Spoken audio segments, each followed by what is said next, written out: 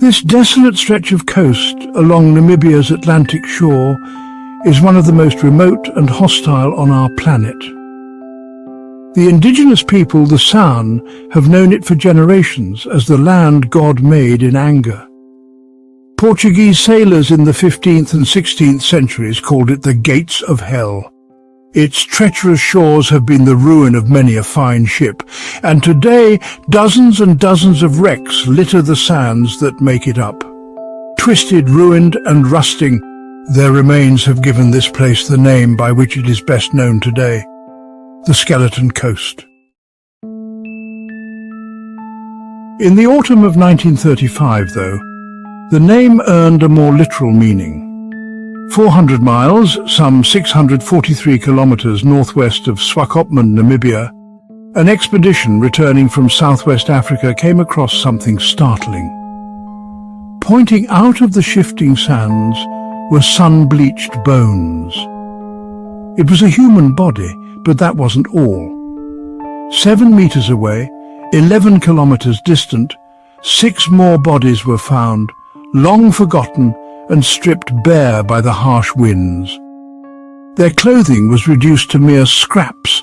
Local San tribesmen revealed something remarkable, the key that might reveal where these people had come from and how they ended up on the shores of the land God made in anger. Their story could link these bodies with a near-decade-old mystery. 7 years earlier, the pride of the Danish merchant fleet, the magnificent and stately vessel Corbin Howen, the world's largest sailing ship, had set to sea from South America, bound for Australia, but she never arrived. 4 days before Christmas in 1928, the ship had transmitted her final message saying all is well, but then she disappeared and the 60 people on board were never heard from again. Corbin Howen simply disappeared at sea. But what happened to her and her crew and the twists and turns in the years after make for one of the most compelling and chilling mysteries in maritime history. Ladies and gentlemen, I'm your friend Mike Brady from Ocean Liner Designs. Today I'd like to tell you about a Christmas mystery, the story of the Corbin Howen, the ship that vanished into thin air. Music. It's March 1921, and a fine ship is sailing the ocean for the very first time. She is called Corbin Howen, an enormous sailing ship with a special purpose. Corbin Howen is primarily a training ship for Danish Merchant Navy cadets. The ship's owner is Denmark's East Asiatic Company, first founded in 1897 by the shipping magnate Hans Niel Andersen. Ironically, although Corbin Howen is the largest sailing ship yet built, her owners have made their name through investing in highly modern technology. They've worked closely with the Danish company Burmeister & Wain and its director Ivar Knudsen. The company was most famous for their revolutionary new engines. In an era when steam was king, Burmeister & Wain developed Rudolf Diesel's eponymous engine into a viable propulsion system for big ships in the 1910s. This was like untested territory, but the East Asiatic Company went all in. In 1912, the motorship Sandia took to sea powered by diesels. As a sign of the times, the ship didn't carry a smokestack or funnel. She didn't need one. The fumes from her diesels could be vented up and out of the aftermasts. The lack of smoke caused some consternation among other captains because a telltale smudge of smoke on the horizon was often the way other ships could first spot one another. This new smokeless ship was the portent of things to come. After the First World War, diesels began to take on, but it would take many decades yet for the technology to be applied to large passenger ships like it is today. With an organization like the East Asiatic Company being this forward-thinking, it might surprise you that their prime training ship by 1921, Corbin Howen, was a sailing vessel. But although from the outside she looked old-fashioned, in reality she was the very latest thing in safety and modernity at sea. By the 1900s, it had become clear that the days of the sailing ship were almost over. Some clung on and were fast enough to find success in the lucrative South American nitrate trade or the grain trade from Australia, where the strong winds of the roaring 40s could propel them at great speeds. But the steam engine and the diesel motor put the vast majority of sailing operators out of business. But even then, as they began to die out and be scrapped en masse, a new kind of purpose began to arise. As a vessel dedicated to training inexperienced sailors, tall ships and barks, a kind of sailing ship, were ideal. The sail handling and rope skills required were sophisticated. The manual nature of operating a ship like that, to bring it into harmony with the wind and the spray, to get as much speed out of her as possible, made building and operating sail training ships a popular endeavour. The East Asiatic Company's director, Hans Neil Andersen, personally believed that training cadets on modern motor steamships didn't imbue them with the patience and tenacity they needed to become good sailors. He was keen to introduce a dedicated sailing ship to show that his company produced some of the best sailors in the world. There was an element of national pride too. With the death of the age of sail, advanced sailing techniques were at risk of being lost forever. Proud ocean-going nations could build and introduce magnificent tall ships manned by their cadets, well-drilled and superbly dressed. The training ship would serve as a kind of floating endorsement for the mother country. Russia, Germany, Belgium, Norway, and many more built and introduced their own dedicated sail training ships, even as the steam and diesel engines rendered other sailing ships superfluous. Of course, Denmark's merchant navy was there too, and the East Asiatic Company was keen to build and introduce their own. The shipbuilders, Ramage and Ferguson, had a long history of building very fine ships. In fact, their specialty was in constructing private steam yachts, vessels with fine lines and incredible luxuries for the hyper-wealthy of their day. But occasionally they'd accept commissions for larger vessels, and in 1918 the keel plates were laid for a new massive ship. Corbin Howen, named for Denmark's capital, was massive, some 432 feet or 132 meters long and 48 feet or 15 meters wide, with a bulk of some 3,900 gross registered tons. This makes Corbin Howen rank up there with the 10 largest sailing ships ever built during the age of sail. She got her propulsion from 5 towering wooden masts, some 58 meters or 190 feet tall, each of which carried enormous canvas sails, 40 in total, giving her nearly 50,000 square feet, or some 4,644 square meters of canvas to drive her majestically forward at up to 9 knots. Her sail plan was that of a bark, but she had a secret hidden below decks that could help her maneuver if the wind was lacking. Her owners had an old working relationship with Burmeister and Wain. Their diesel engines had powered their great achievement, the Candia, back in 1912, and now they would give Corbin Howen an extra bit of power if she ever needed it. A single 640 horsepower 4-cylinder Burmeister and Wain diesel engine could drive Corbin Howen along at 6 knots, and to make reversing simpler, the propeller's blades could simply change their pitch, meaning that the ship could maneuver herself easily into tricky berths and docks around the globe. This bit of modernity isn't the only example, though. Looking at Corbin Howen, you'd think the ship was a relic from a bygone era, but in reality, she was very modern below deck. Her hull was divided into a series of watertight compartments by tall bulkheads, an unusual feature for sailing ships like her, because in ages past the hulls had lacked any kind of subdivisions to help protect against flooding. It meant Corbin Howen could stay afloat with any 2 of her compartments breached and flooded. But by far the greatest advancement was the fitting of a wireless radio and a dedicated operator. The benefits of wireless had been proven when Titanic sank back in 1912, and a rescue operation had been coordinated mid-ocean using Marconi's amazing invention. By the 1920s, the benefits and advantages of the wireless system were widespread, but still, it wasn't yet mandatory. For centuries before then, the only way ships had to communicate with one another was through visual means like rockets, flags, or semaphore signals. But now, ships could communicate with the shore or other vessels hundreds of miles away.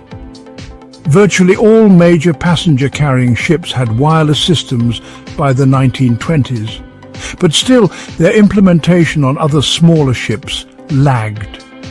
Sail training ships, being the last vestige of a long tradition of hardened ocean-going vessels, sometimes weren't fitted with them. But the East Asiatic Company was a keen proponent of new technology, so Corbin Howen was. Now the ship could communicate with anybody at around 400 miles or 643 kilometers distance. But despite these technological advances, sailors are, after all, a superstitious lot. So there was ample opportunity for tradition. At the very forward part of the ship, at the bow, Corbin Howen sported an old-fashioned figurehead carved and painted from timber, showing Absalon, the first Christian bishop of Copenhagen. But even forward of that, on the end of the bowsprit was fixed a shark's tail, probably by the crew and not the builders, said to encourage fair winds and long voyages. The ship served two roles, first and foremost as a training ship for young cadets, but equally as importantly as a cargo vessel. Carrying cargo for the East Asiatic Company helped subsidize the vessel's operation. So to that end, Corbin Howen could lug 55,000 bags of wheat or 5,200 tons of other cargoes. Ramage and Ferguson, the shipbuilders, were justifiably proud of their new creation and delivered her in March 1921. But they probably weren't as proud as Hans Andersen and his East Asiatic Shipping Company when Corbin Howen arrived from Leith on her delivery voyage. 12,000 people, including the King and Queen of Denmark, came out to see her.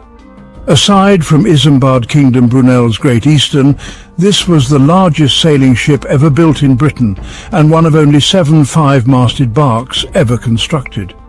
Truly, she was something remarkable and became the centre of attention everywhere she went. Her size and splendour earned her the nickname the Great Dane. That really summarises the first few years of this ship's life, sailing majestically into ports, bringing curious onlookers out to see her, and serving as a billboard for the Danish merchant fleet. In 1924, the ship glided into Port Germain in South Australia. The cadets and officers, immaculately dressed, made a huge impression on the locals who came out to see her. One said, "In the early morning, the largest sailing ship in the world, the Corbin Howen, slowly entered the bay and anchored. There were 3 large ocean-going steamers at anchor, and all the vessels had a good display of bunting. An air of briskness and importance was given to the pretty scene. Officers from the vessels engaged in cricket on the beach. Corbin Howen made herself well known to the people of Australia's coastal towns, with those from Port Germain welcoming the cadets ashore for dinners or day trips. For the young men who were learning their craft on board, to see such far-flung corners of the globe must have been remarkable. The cadets were young men trying to learn the ropes, literally, of life on a merchant vessel and hone the craft of sail.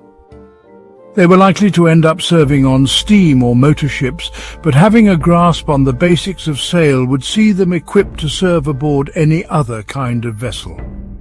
Corbin Howen carried some 26 professional crew and around 45 cadets, who each assisted day-to-day in watches with the running of the ship as she sailed on weeks and months-long voyages across the globe. Day-to-day life activities included cleaning and maintaining the ship, polishing brass fittings and fixtures, attending lessons on seamanship, loading and unloading cargo, and of course, rigging sails and actually running the ship.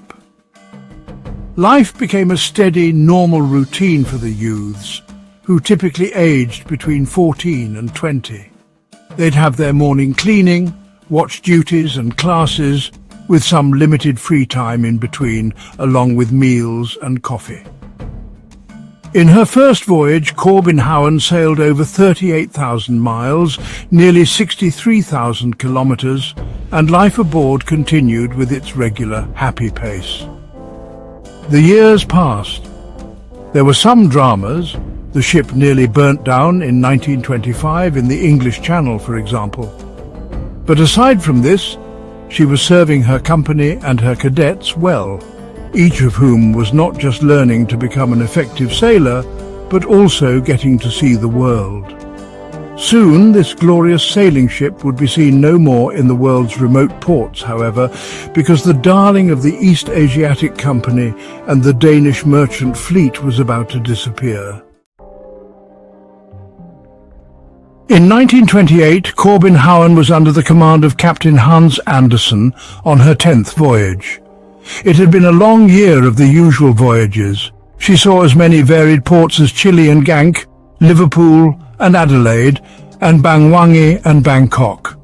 In September that year, Corbin Howen set out once more from Denmark to Buenos Aires, Argentina, after which she would cut out east for a direct route to Australia. At Buenos Aires, the ship would unload her cargo of chalk and cement before loading a new cargo and sailing for Australia, where there she could pick up the well-regarded Australian wheat. She shipped a total complement of 60, including about 45 cadets and 14 professional crew. The first leg of the voyage to Buenos Aires went well enough, and the ship docked on November 17, 1928, bringing out the usual throngs of spectators and visitors who gawked at the sight of the ship's sheer beauty.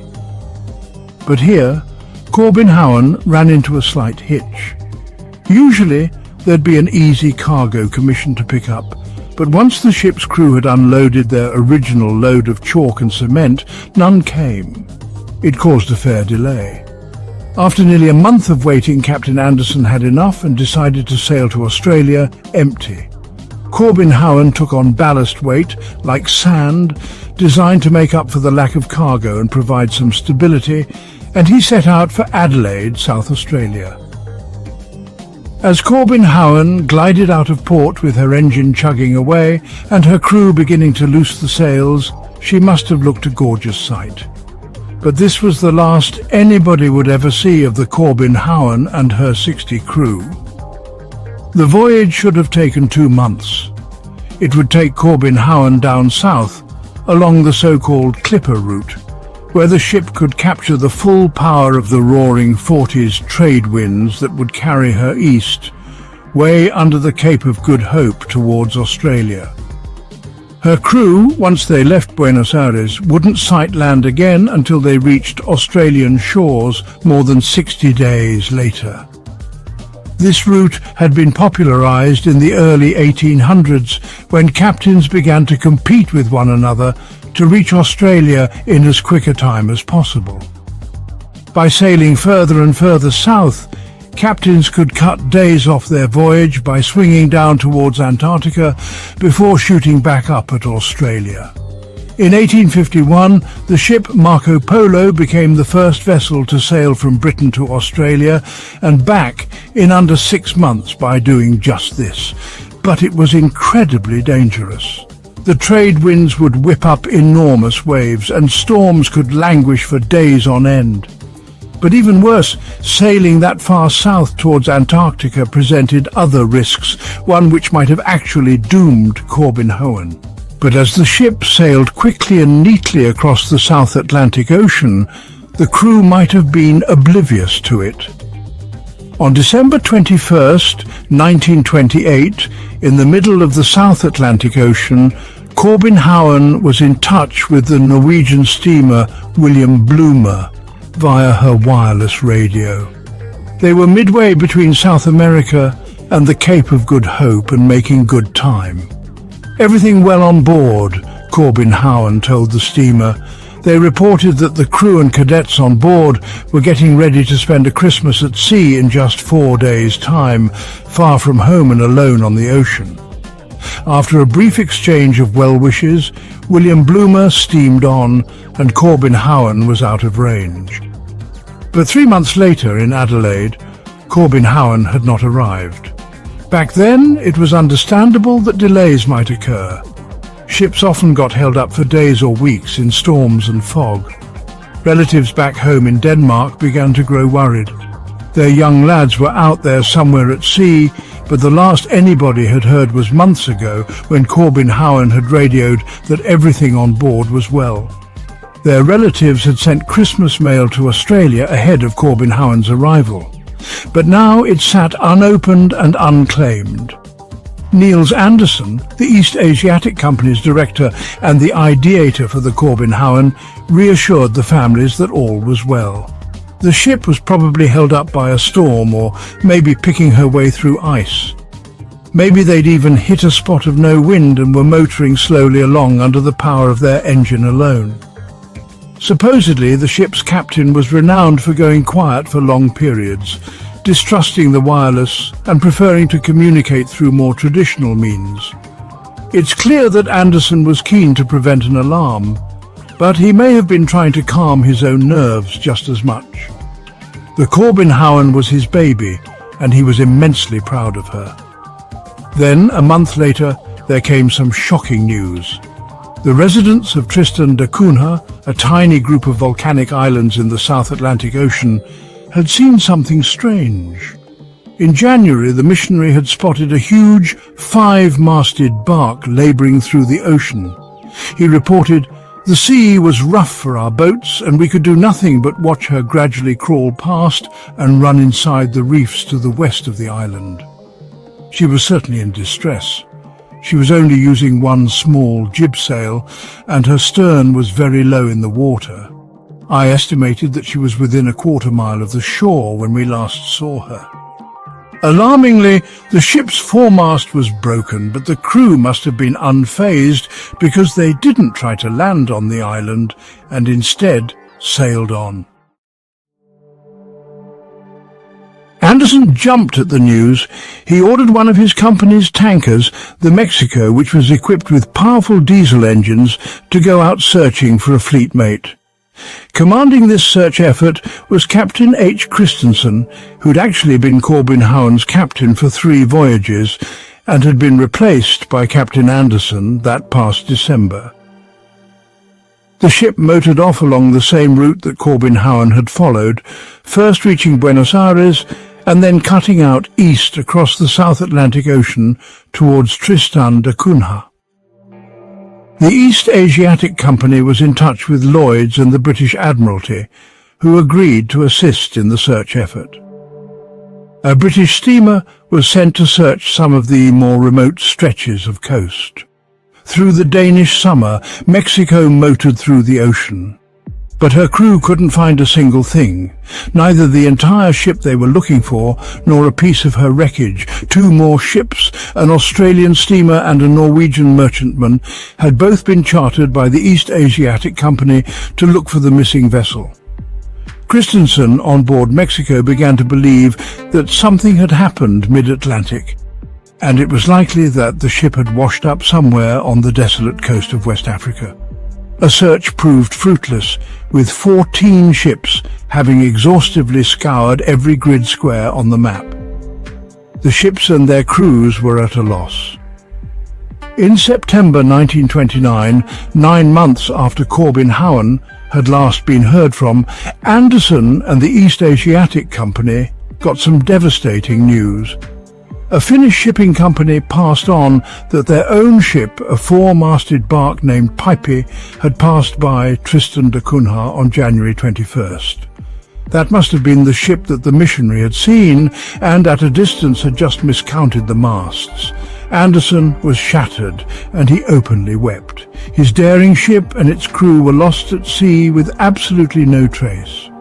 The search effort was cancelled, and Christensen and the Mexico were recalled back to Denmark. On September 6, 1929, the East Asiatic Company announced that Corbin Howen was officially lost at sea, and the Danish government echoed the news. For the families of Corbin Howen's crew and young cadets, as well as the Danish people as a whole, the news was a shattering blow. The next year, Lloyd's Registry officially listed Corbin Howen as lost. Over the years to come, Corbin Howen passed through the world's newspapers before interest began to wane, and the story was almost all but forgotten about. 1929 became 1930. A whole new decade had begun, but strange sightings began to be reported. In July 1930, an Argentinian crew reported spotting a 5-masted bark in a gale, possibly unmanned. From Chile to Easter Island and the Peruvian coast, fishermen and sailors began to report spotting the 5-masted ghost ship. Obviously, these all had to be taken with more than a grain of salt, but for Anderson and the families of the crew, it must have been gut-wrenching. Then, 5 years after the disappearance, there came a more tangible lead. A Finnish merchant ship had spotted wreckage south of Australia, reportedly from Corbin Howen, and bearing its name, but the crew hadn't stopped to recover it. Then, just a few months later, came an even more sensational tale. A message in a bottle had been found. In September, the New York Times reported that the message had been picked up by a whaling ship, and it spoke of a brush with the ice out of Antarctica, that the crew of Corbin Howen had been shipwrecked and were lost in the ice somewhere. But this proved to be a cruel hoax. The writing was taken verbatim from a Spanish novel. For the families, it was just another sad dead end. In October, a statement was made from the parents, which read, "We know our boys are dead, but it's terrible not to know how and why and where the tragedy happened. Perhaps, too, there are some who cherish a faint hope against their better judgment that someday they will come back." Then, in 1935, there came some news that might actually give some clue as to what had happened to Corbin Howen. On the West African coast of Namibia, that returning expedition had made the unsettling discovery: 7 skeletons in the sand. What made the find all the more horrifying was what the local Sand tribespeople had to say, that a few years earlier they'd found a smashed ship's lifeboat in the sand. They showed it to them, and curiously, it wasn't clinker-built. That type of boat construction was almost universal in the 1920s, but Corbin Howen's lifeboats hadn't been clinker-built either. Some of the bones were recovered, and the skulls were forensically examined. Their bone structure seemed to confirm that these were of Nordic origin. Their scraps of uniform bore a resemblance to uniforms worn by Scandinavian merchant sailors. Legends persist that recovered hatbands even bore the name Corbin Howen. If true, that would have cemented the fate of the ship's crew. But curiously, the news was stifled. Anderson, the founder and director of the East Asiatic Company, was shattered by the events, and he never truly recovered. So, what happened to Corbin Howen? Sadly, we may never really know, but there were a few clues that might give us a deeper insight. Assuming that the recovered skeletons and lifeboat did indeed come from the ship, it might paint a chilling picture. It may turn out that the red herring message in a bottle, even though it was based on a fictional story, may have provided the most likely explanation. No wreckage from Corbin Howen was ever formally found, so obviously the ship sank. But how? If no lifeboats got away, it must have been sudden and violent, quick enough so that nobody got away and the lifeboats went unlaunched. A sudden storm with towering waves could have swamped the decks and smashed the boats. Captain Anderson had taken on ballast and sailed without cargo, but if the ship was improperly loaded, she could have capsized in the huge seas, her towering masts smashed under her enormous weight. But if the lifeboat and the bodies found on the skeleton coast did come from Corbin Howen, it would paint a very different story. With time enough to lower the boats and evacuate the ship, Corbin Howen may have sunk slowly, possibly from a fire.